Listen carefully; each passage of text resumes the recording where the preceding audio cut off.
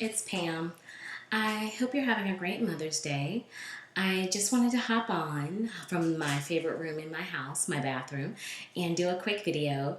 And also, outside of it being Mother's Day, it is actually also National Mental Health Month. And one of my friends, Brittany Miner of Clumps of Mascara, is going to be doing kind of like a blog link up with some other bloggers talking about mental health. And I wanted to be a part of that conversation because my mental health is something that I take really, really seriously. For me, if I were to describe how I am, I would describe my mental health as being forever broken. And I know that can kind of sound a little ominous, but forever broken means to me that there will always be a need for me to pay attention to my mental health because I've been at that place where I know that I get dark. And by my getting dark, that means that I kind of stop feeling, I stop having clear thought, and I've actually been suicidal. And that's because when I became a caregiver to my mom and my sister, I at the same time was processing grief because my dad had passed away. And for me, losing him was a major loss. I hadn't really experienced death like that. I mean, obviously, you have grandparents and such that pass away, but my father was somebody so pivotal in my life that it really rocked me to my core. But at the same time, having to be a caregiver to my mom and sister, it kind of caused me to compartmentalize my pain and focus more so on them because obviously I needed to, take control and kind of lead things to make sure that we were okay. And it really didn't allow me time to process my emotions. While at the same time, I kind of rushed and went back to work and I was just trying to keep moving with life, but I didn't realize that I wasn't giving myself proper time to heal. And it wound up manifesting, like I said, in suicidal thoughts. And physically, my body felt like it was betraying me. And it was such a dark and ugly time. I'm very blessed. I found counseling to really be something to help me. And I went steady for about 2.5 years, to be exact. And I haven't been in a while, even though it is something that I'm not afraid to admit or afraid to go back to if I feel like I need to. But it just definitely, like I said, kind of put me in a space where I have to kind of classify myself as forever broken.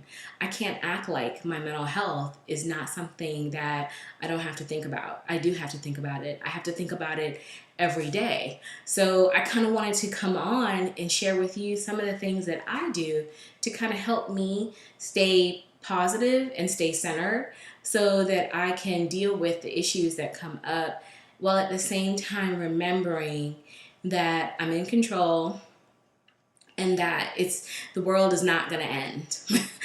Because unfortunately, when you're feeling like you're at your bottom, you feel that way. And you feel very helpless. Or at least I did. And no matter how many friends I had around me, it wasn't something that I felt like I could share with them because I didn't know how to articulate it into words. And to be quite honest, that's actually how I started blogging. So my first tip would be maybe even writing or journaling is a great way of being able to help you kind of stay in control of your mental health because it helped me be able to get the emotions out that I wasn't able to articulate verbally, but at least I could write them down. And at least I could go back and read them. And I remember my therapist even recommended that I start writing because she was like, you need to get it out. You need to be able to express it. And for a lot of us, talking about our mental health is not something that's an easy conversation, especially for, those of us in the Black community. We don't talk about going to counseling as much as we need to. Now we are talking about it more, but I think that's just not even exclusive to the Black community. I think that's a lot of people. No one wants to admit that there's an issue, but there is, and you gotta get help if you feel like you need that, and don't be afraid of talking to someone about it, which is another thing that kind of leads to my next thought. Don't be judgmental. Don't be judgmental of your situation because just understand you're doing the best that you can at that particular time, and don't be judgmental of other people, because you never know what you could learn from having a conversation with someone about what's going on in their life and how it may break down the walls that you have up so that you're able to communicate your feelings a lot easier. I mean, that's the thing. When your mental health, when you're feeling alone and isolated in your feelings, you're just making the pain larger. But by talking to somebody, taking that chance, you'd be surprised what that person may be able to relate to you as. And then both of you are sharing together. Then the space becomes more open and more loving, and that helps you be able to communicate more effectively. And then my third step would be change the narrative. For me, what was life turning too was I really started doing a lot of research and reading on intentional living. I found that, like, through The Secret by Rhonda Byrne and some other books that I read, that I had the power to change my thoughts. Because for so long, I felt trapped in my situation. I felt like I had given my life up to my mom and my sister, and I wasn't truly living anymore. And even though my counselor was like, no, that does not have to be the case, you still have those doubts and thoughts in your head. And I had to go out because I was determined to figure out a way to make this work. So I started reading books. And a friend of mine had actually told me about The Secret. And The Secret taught me the power of intentional thinking, intentional living, understanding that I'm blessed. God gave me these gifts, the ability to be able to speak over myself. So I started speaking over my situation. I started speaking over the fact that I don't have to react negatively every time something doesn't go the way that I want it to go at home or at work or in love or in life. And that if I am positive and keep my thoughts and my mind positive and don't allow negativity to continue to be the narrative in every conversation, negativity doesn't become the narrative in my life anymore. My positive intention coming out there, it can change my life.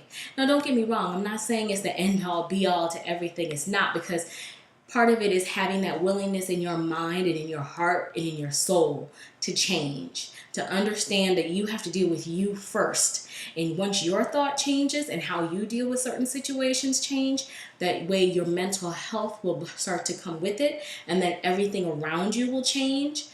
But it takes that first initial step of saying, I'm willing to do the work. So if you're willing to do the work and get intentional, that can happen. And then another thing that really, really has helped me get through is I pray constantly.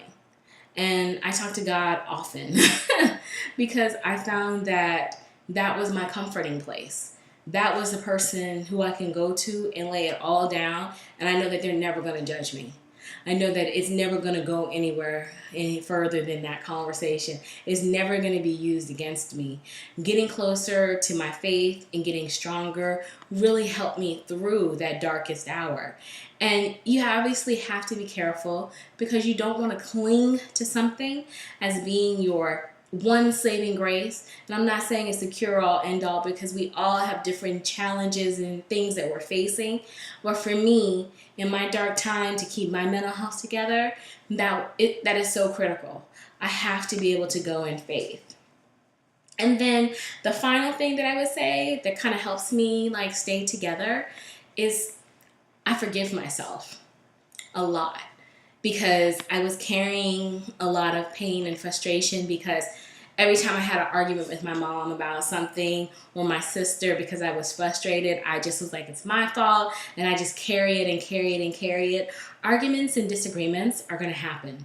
It's all about how you communicate and going through it. Heck, my mom and I had an argument today, yes, on Mother's Day, because I want my mom to learn how to change the television and put the CD in her CD player, because I want her to do little things that I feel like will help her stay independent and strong, and it'll help us, because why should we always have to be responsible for every little thing that you do? Yes, you have limitations, but it's not over unless you let it be over.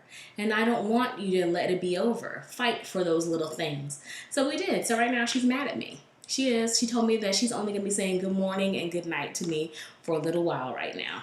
And you know what? I'm okay with that. Old Pam back in the day would have been so pissed off, so hurt, so frustrated. We would have had a knockdown, drag out fight and probably called everything outside of a child of God. But not today. Because today I'm gonna be okay. I've gone and taken my shower. I'm sitting here talking to you guys. She's gone to bed. And you know what? No tears have been shed this night, and they won't be, because I said what I had to say and I was respectful, but I had to let her know how I felt. And that's the thing, you have to be comfortable saying what you need to say. Don't let the frustrations mount up, because when they mount up, that's when the mental health starts to really go left, and then it becomes a knockdown, drag out fight. And I don't want to. Like I said, I'm forever broken as it is, so I can't afford to have any more stress and strain. I need her keeping this together with me. So I wanted to, like I said, kind of jump on and share those tips with you, because I'm forever broken and there's nothing wrong with that, but I don't want you to be forever broken too. Or if you are broken, I want you to know that I'm in the process with you. It's an everyday challenge for us to make it, but we're gonna make it. And I'm gonna share my tips below, but pray constantly. Invest in books. Invest in things that'll help show you different ways of approaching your situations. Forgive yourself. That is critical. And don't be afraid to ask for help and to speak to people, because you need that. You need that constant interaction to be able to help you be able to get outside of your shell. Even if it's someone that you meet online, if you're able to connect and you find a vibe, don't be afraid. I think there's just too much lack of conversation nowadays, and that's part of the reason why we're all struggling. It looks, like I said, it looks so good on the outside, but sometimes that person is struggling just as much, if not more so than you. And a kind word means the world to someone. So lead with kindness, no judgment. No judgment of yourself and no judgment of others. We're all broken together, but we're going to make it through by being and leaning on each other and just understanding that it's okay. We're going to make this. And our mental health is critical. So take time for yourself.